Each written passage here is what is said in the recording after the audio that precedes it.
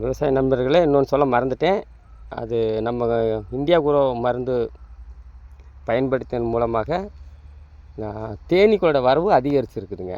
இப்போ பார்த்தீங்கன்னா உங்களுக்கே தெரியும், இந்த பச்சை மிளகாயில பாருங்கள், மலந்தேனியே வந்து அது எடுக்குது பாருங்கள். அந்த பூவில் அந்த ஒவ்வொரு எடுக்குது பாருங்கள், மலந்தேனியே வருதுங்க. முன்னாடி பார்த்திங்கன்னா சின்ன சின்ன தேனீக்கள் தான் வரும்.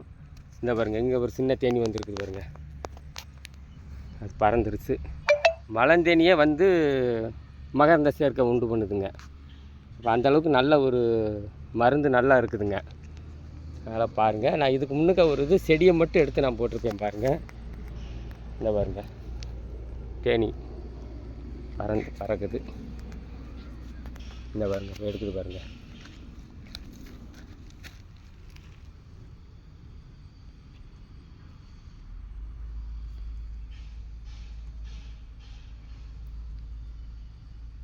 பார்த்தீங்களா, தேனியோட வரவு அதிகரிச்சிருக்குதுங்க. நல்லா இருக்குதுங்க, செடியும் நல்லா இருக்குது, அருமையாக இருக்குதுங்க.